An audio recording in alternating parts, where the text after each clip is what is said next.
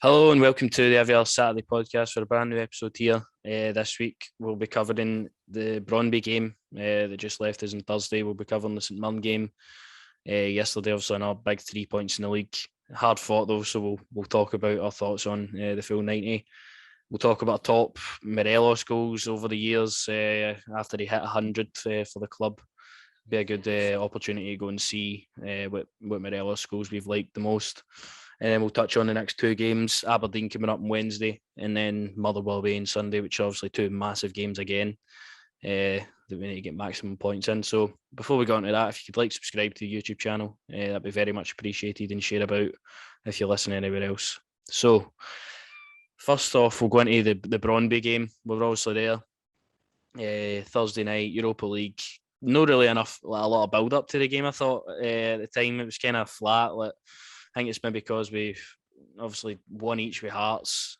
We've lost our first two opening Europa League games, but it wasn't to be taken away for how big this game was for everybody involved in the club to really get a European run underway. We end up, we come out 2-0 victors. I was relatively pleased with the performance all over the pitch. I know you were as well, but what was your sort of takeaways for the game? That Joe Aribo's sensational Joe for a reason. And Yanis Hadji's probably the Bret Hart of the Rangers squad. So that's what I took away for the game. Took away them for the game. And it was all about just getting that first goal and getting the second one as quick as we could. And we done that within the first half, which has been very rare as this season, building on the lead we've got. Opening one comes through Balogun. After sort of Tavernier getting pelted with stuff in the corner, whips in a great ball. Balogun's there for the header, 1-0. Second one, Yusuf R, obviously great build up towards the goal. Morelos probably should score with the header initially. Roof puts it in. Some reason or somehow it stands due to whatever VAR had to do. That was mental. And we're 2-0 up. Apart from that, probably should have maybe got a couple more on the night. Yeah, penalty anyway, at least. Oh, the penalty was a stonewaller, absolute stonewaller. I mean, they're using VAR for the goal. It's a big decision. Why not use VAR for that as well? It's a stonewall penalty. And that's the problem with that sometimes for me, is sometimes it's, I don't know, it's like watching a soap in it. They just sometimes they look to use it all the time, and then when it's a blatant one, sometimes they just wave it off. But it was a positive performance anyway. Obviously, maybe a wee bit of a spell we allowed them into the game, allowed them to play. But for the majority of it, I think the fans were amazing. We did our job, mate. That's the most important thing. We get 3 points. So That's it. We got 3 points on the board for Europe, which makes the next two games in Europe massive because of the result. And the other game as well, Lyon obviously beating Sparta, which means if we win our next two games, it's been a good chance of going through after the poor start to the group as well. That'd be some achievement by the players as well. So look forward again to the Brøndby return leg over there next week, and hopefully we can kick on in the Europa League now. So after that, then St Mirren obviously rolled around. My eyes were always on this game first, to be honest. It was really important to go and get 3 points in the league after dropping two at Hearts, make another 3 points up. Obviously, we played on the Sunday. Everybody else has played before you on the Saturday. You know where you stand. 1 point adrift to everybody. It's important to go and get another 3. Hearts obviously dropping points. Celtic pick up another win. Hibs getting beat, so could really distance ourselves for the Edinburgh sides anyway. Be picking up the victory we did. It was really, really hard fought though. First half an hour of that game, I did not expect the outcome of the first half anyway. Being 2-1 up, I thought the first 35 minutes were absolutely terrible. Just devoid of anything. It just seems like these away games, we don't start the games really convincingly at all. Passes going astray. Their goal happens because of Tav passing the ball into Lundstrom. He loses it, and then obviously it's a magnificent strike for Ronan. Obviously it leaves McLaughlin with no chance. A great goal, but it's the lead up to the goal. You're just Is that about the Guardians of the Galaxy? Aye. Oh, Ronan, the villain. No, they're different Ronan this time. Company hunters, but just the build up to the goal is poor for me. Tavernier a bit slack with the pass, and it just felt that was the whole sort of half an hour. We were really slack. St Mirren looked very positive in their play, sort of opened us up a bit, but we Hadji was the man, to be honest. He grabbed the game by the scruff of the neck, made stuff happen. And then on for the 35th sort of minute. But we're unstoppable. Got the penalty after a few sort of chances. Goldson had a few headers here and there. There was Hadji had a chance. It should have been a corner actually as well. We get the goal, obviously the breakthrough through Kemar Roof. And before we actually talk about Morelos as we go further on, Kemar Roof, 50 appearances, 26 goals for the club. So, I mean, that's a massive return as well. And he puts that one in. He seems to always pop up with an important goal anytime you need him. Goal scorer, mate. That's what he does. He's a real goal scorer. As I said to you, clinical, maybe if it was, as we say with the Hearts one, maybe if it was all the way about Morelos slinging that into the roof, we know it's in the back of the net. But aye, I'm just proud of the lad, especially as he's back. I can support him again, Jack. It's fantastic. Why would you go to Belgium? As I said to you before, you only go for the pancakes and the chocolate. But anyway, that's why I would anyway. But no, for me anyway, that first half, I know you're going about Tav and the passing. I think Davo can do better with the ball there and all. I know before Tav gets the hang me, I think Davis can't control it there. So I think the first half, as you say, Giannis was probably the guy to really drive the team on. I could see as soon as the goal had gone in, play with it resumed, I seen Giannis just go for it. He wanted it. So it was good to see him, something like that. As I say, the Bret Hart of the team. That's what I'm calling him now. Honestly, he's giving away the tops. I'll take one, Giannis. I'll take one of the tops, please. All right. No, but honestly, I thought it was.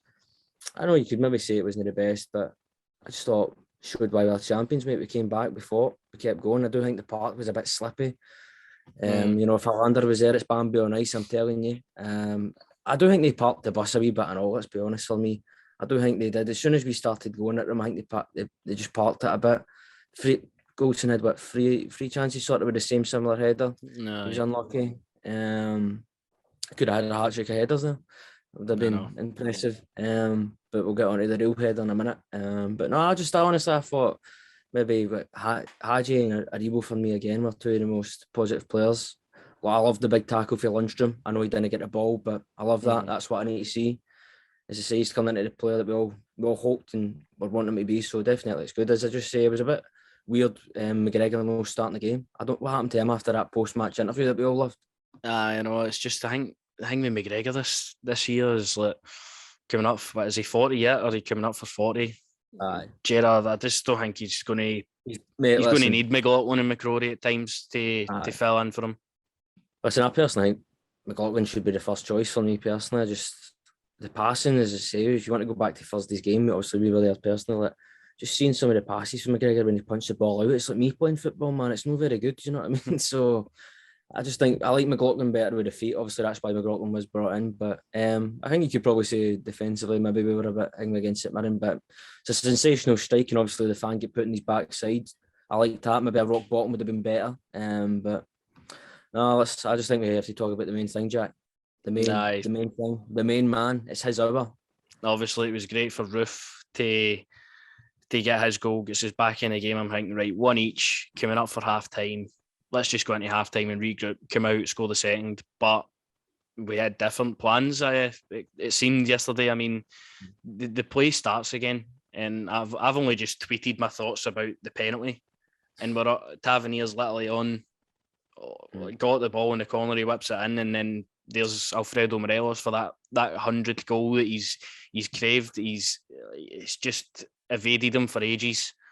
But he's got it. Chance after chance against Brøndby, Hearts, it came eventually. And what a moment. Gets us the victory again, similar to the Hibs game in terms of goal scorers. Roof scores first, Morelos gets the winner. Nice combination we're starting there. But just so happy for the guy. He scored the goal. The scenes, obviously, when he scores the goal as well. And everybody just seems to be back on side with him. I knew it wouldn't take long for everybody to be back on side. I was getting frustrated with him as well up until then. But, I mean, ultimately gets us the 3 points in his 100th goal. So, massive. Massive indeed. Massive indeed, my man. I'm proud, man. I'm so happy for the guy. I said to you in the European game, I said, listen, this might turn into a Fernando Torres situation here when he was at Chelsea, but thankful. It's Alfredo. We don't do that here. The gods spoke him, and the gods said, your 100th goal happens today, son. That celebration afterwards, good God, I really hope we haven't given him COVID after that, to be honest with you. But if we have, I don't think he'd care, to be honest with you. He's got the 100th goal. I'd love to have been in there. I tell you, Morelos run up to hug you. You mad? I'd have loved that. Do you know what I mean? But no, I'm just proud of him, as you say. And also, we're going to touch on probably a top 5 or what have you goals that he has scored. It's just a historic achievement. Maybe if you're a real striker like Keemar, I don't know if somebody like Boyd would probably say, but for me, do you know what I mean? He should be chomping for that penalty, personally. He should be chomping to take that, put that in the net, get the 100th goal, but it doesn't really matter. He got his goal in a day, and I'm so proud of him and happy for him. Obviously, he comes under so much criticism for the media, and obviously we'll get in his back for the right reasons in terms of when he's not playing well or what have you, but we all adore the boy. Do you know what I mean? That's the main thing, and so many times he teases us in the summer with wee videos about Rangers. Son, stop that. My heart is in my mouth every time. Honestly, Alfredo, here to I know stay. exactly what you're meaning here, man.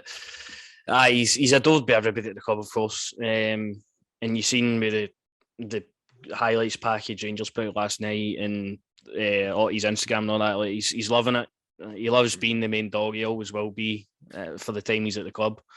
You just want to see him kick into form a bit more now.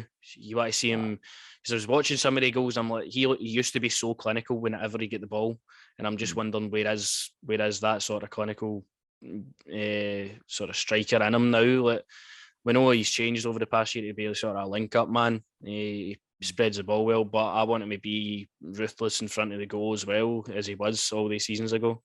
Because he deserves to hit 20-25, and he can if he really does put his mind to it, and hopefully we get that Morelos back eventually. Can we just say as well, thank you, Pedro Caixinha, for probably the most positive thing you probably did, to be honest. Nah, that's the only positive thing he did. That's literally it. I can't think of anything else other than that one signing, so thank you very much. But before we go into our favourite Morelos goals for the 100 he scored, the second half of the St Mirren game, I was expecting us, right, we came off a real big high in the end of the first half, going up 2-1. Emotions were high, of course. I'm expecting us to go out there, and I was just praying for a third goal. I'm like, I can't handle this anymore. Like, although we might get the 3 points, and we did, it's no good for the heart. 7 minutes of added time, 1 goal deficit, them lumping balls into the box all the time. Like, I would just love for us to make a game like much more comfortable. Hopefully that'll come eventually, because 3 points are obviously still there. We won the game, but I'm looking for more in terms of scoring goals and just making it more comfortable. Like, I don't know what your thoughts about that are. I know. Listen, I think as we're saying, it just seems to be every time we start to maybe look like we're going to get our full selves back, playing well, maybe for the full 90, who knows. The international breaks keep happening, and it's just annoying. It's so annoying. Obviously, we've got one going to be coming up very soon. But I'm just, as you're saying, mate, I just hope we can do more than leave us biting our nails, and we can actually maybe get 3 or 4 goals in a game. It would be nice. But who knows, mate? I'm just praying. Maybe Wednesday's that day. Sunday would be a good day if we did have the landlord, but he's in Germany on a vacation at the moment. So aye. No. Hopefully that does come, but positive in terms of getting the 3 points. Just looking for a better performance level again. But the main thing is we're top of the league, 3 clear now, which was obviously big. And St Mirren done and dusted. Now on to Morelos then. As we said, he's been here about 2017. We were still in high school when he joined the club. That's how long he's been at the club, and we've adored him. So 100 goals now. What's your favourites? If you could just name a few. Bam, I've got them all on a list, son. Right, definitely the Liger Waltzort goal. That's a massive goal. I've got to go for the home one against Porto. Sensational goal. I'm going for his first one at Celtic Park. I've got to put that in there. And I've went for the Livy one. I honestly think how important that goal was.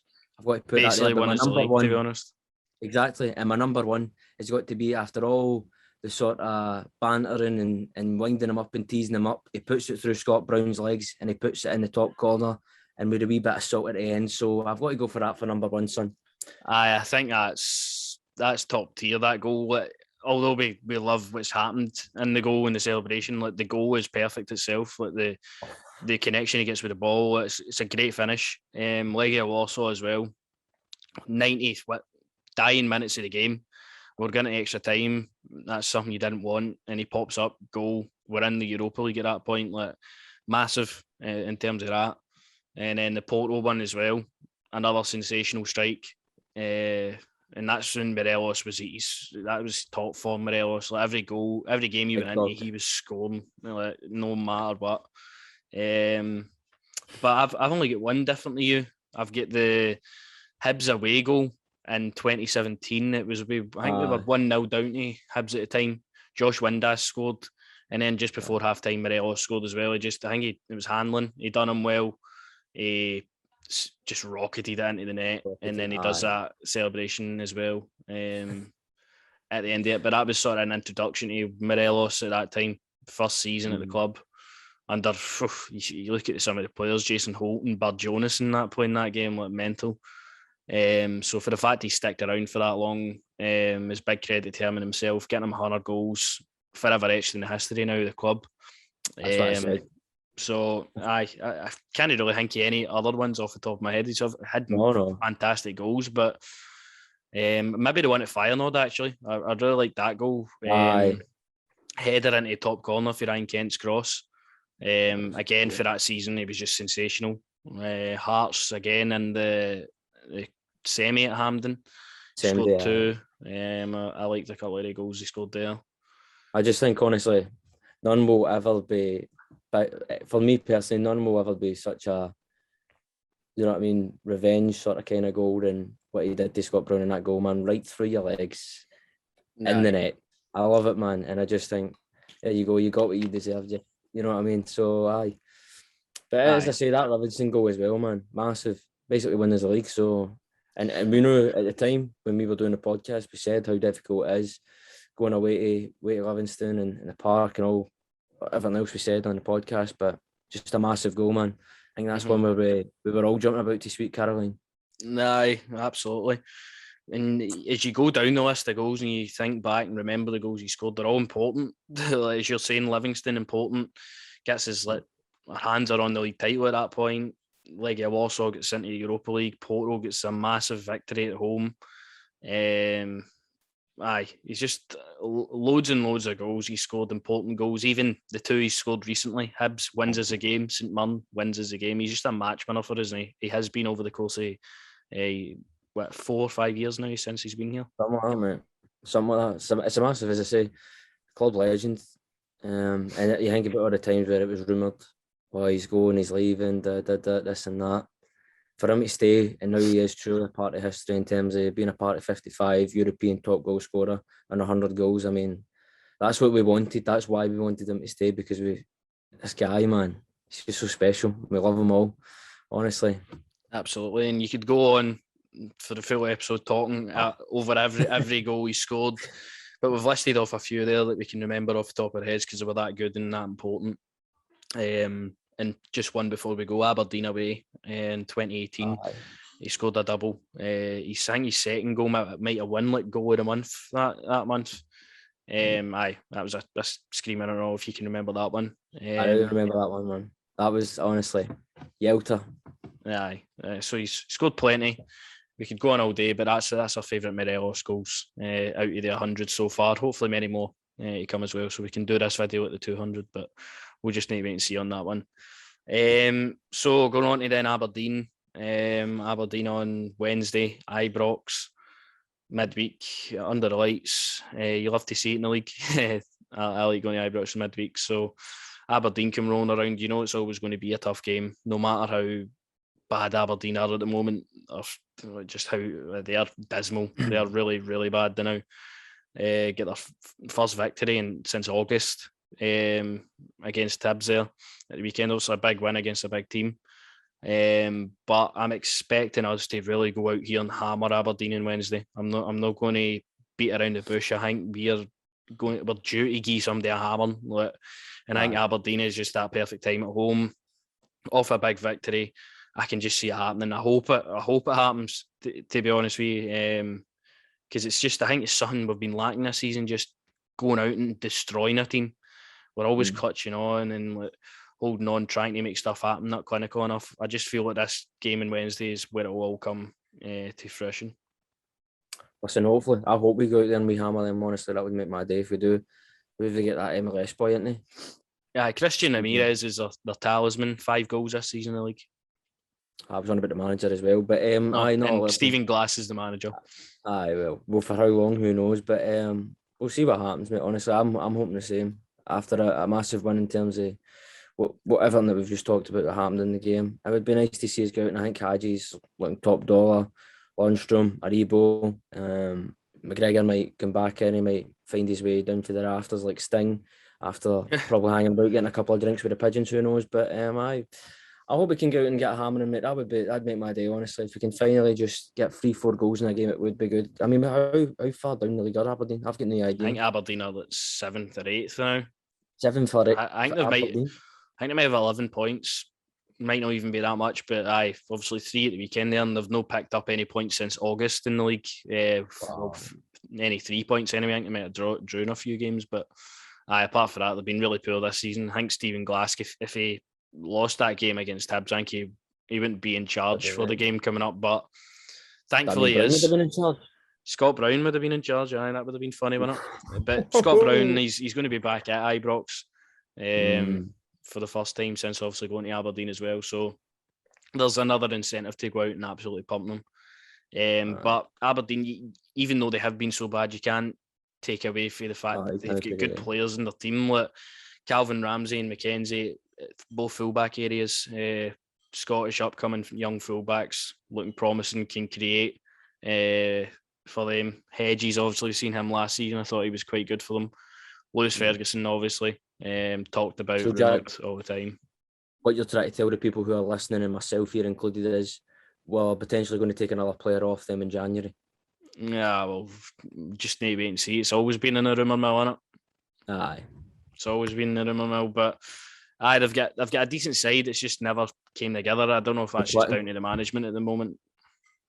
Well, it must be down to the management. Who knows? It might be. It's a lot of things. You never know. But I've not seen it in Aberdeen. I'm quite shocked that they're that far down the league. But it sounds it looks like we should really turn up and just give these lot a wee doing, a wee disco doing. That's the thing. They can't keep goals out. Like, their defence is really, really poor. Like, it should be something we're going to go and target.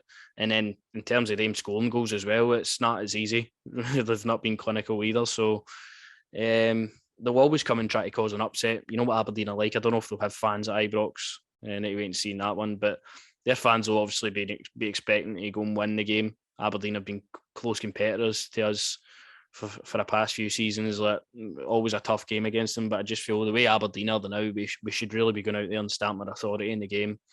And I think that will be, and the team selection as well, I feel it will be sort of unchanged for the weekend. I think Kamara will come back in, I think McGregor will come back in, but apart from that, I think that's the only changes, to be honest, in the lineup. I don't know. I just prefer McLaughlin at the moment. As I say, he might make an appearance. He might come down for the rafters. I say, like Stinger, come around, you know what I mean, with a baseball bat and beating up 50. That'd be quite hilarious if he did do that. He'll probably will come back into the team. I think maybe drop Devo and, as you say, bring in Kamara. But beyond that points, I can't see anybody else getting dropped. But no, it's always a good game, innit? So we'll see how it goes. Hopefully we do get 3 or 4. That'd make my day, to be honest with you. Morelos getting more goals onto the tally, that would be nice. Kmart as well. Definitely. I will see. I mean, listen, it'll be difficult, obviously, to get into Ibrox for everything that's going on now. Obviously, you might have to walk for your gaff to Ibrox. Do you know what? I might start just walking now, to be honest. It's probably better doing that. Might have to make a full day of it, man. All that stuff. I've seen Rangers put a tweet up about that. That is one thing I'm not looking forward to, is trying to get to the ground and get out of the ground on Wednesday. But we'll cross that bridge when we come to it. It's 2 days away, so we should be getting out here, Aberdeen. I feel like we should really be winning this game. It's another massive 3 points as well. With the games that are going on around as well, Hibs are obviously Easter Road against Celtic, so opportunity for some drop points and us to go and take advantage of that, I hope, against Aberdeen. I'm expecting a victory. So they're big games, man. And it'd be nice to see if we can give players like Juninho Bacuna, Sakala a decent sort of 30-35 minutes to go and express themselves. So I feel that with they two, they've got so much quality. Like, you can see they've got quality, but it's just the games are being brung into. Like, yesterday, Sakala came on. He had a golden chance, but he probably should have scored the header. He misjudged it. But they're coming on when we're trying to sort of win the game. Like, we're just trying to hold off and defend rather than go and try and attack. And the two attacking players, like Bakuna's got flair about him. He's not I wouldn't say he's not wanting to do the hard parts of the game, but his main game is trying creating. And you seen when he came on against Hearts, he created 2 opportunities for our strikers to go and put in.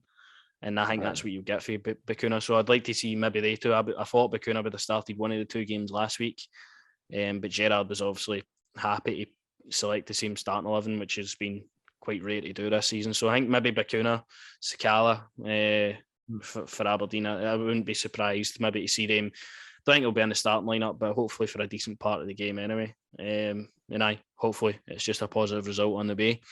After that, then Motherwell on Sunday over to Fir Park. Again, another notoriously hard game over there at Fir Park. They always try their hardest to upset us. Already upset us this season at Ibrox as well.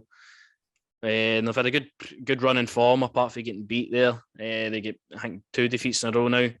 Celtic and Dundee United. They get beat off in the last 2 games. Obviously, both up the top end of the table as well, they too. So, again, Rangers come rolling around. Far Park, as I said, they always try and upset us. But it's one of the away games, 12 o'clock again. I'm hoping for a better start to this game than the St Mirren game. And again, it will lie on what happens in the Aberdeen game for the team selection. I think it probably will stay largely the same if it is what I've predicted. And hopefully we can just get 3 points again Sunday. Halloween as well. Listen, Halloween, aye. So let's spook them. And do you know what we can do to spook them, Jack? We can bring big cardboard cutouts of the landlord in Motherwell, which is Cedric Keaton. And they will just strike fear into them. Strike fear into them. No, I'm honestly, it is a difficult game away Motherwell. So we'll see how it goes again. It's usually a bit rugged game, as I say. So we'll see how it goes. I'm just hoping that if we can get 3 points in, that would be massive. As I say, if we can go on, get a couple of goals into Aberdeen, who seem to be struggling, and then go to a difficult away ground in Motherwell and just get the result. I'm the same as you. I don't see the team changing. Maybe the keepers might change again. I don't know what's going on in that situation. It'd be nice to know. Another situation, it'd be nice to know what's going on with the Jermaine Defoe situation as well. Want to know why he's doing punditry while we're all... I know, that's one of these situations I'm still trying to figure out if I like that or not. Obviously, it's getting him exposure into the punditry I can't even say the word, punditry world. And he's on telly and all that, Sky Sports. But then when Rangers are playing at the same time and all, I just don't think it's a really good look for the club.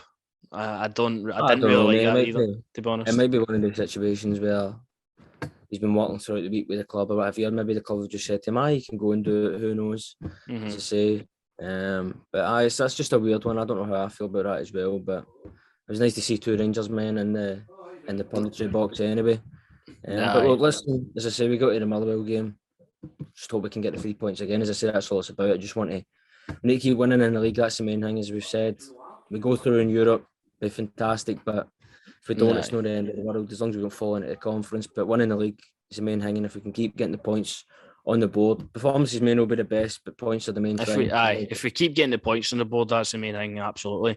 I feel that the Motherwell game, especially as we're talking about now, I think that's going to be a real dogged game. As you said, it's going to be tough to really get a good performance together, because you know what Motherwell like, they always try to time waste, kick you about the park and that. So we're going to need to be tough in that game to go and get the 3 points, and it might just come 1-2, 2-0 or something like that, and I'll be happy with that, to be honest.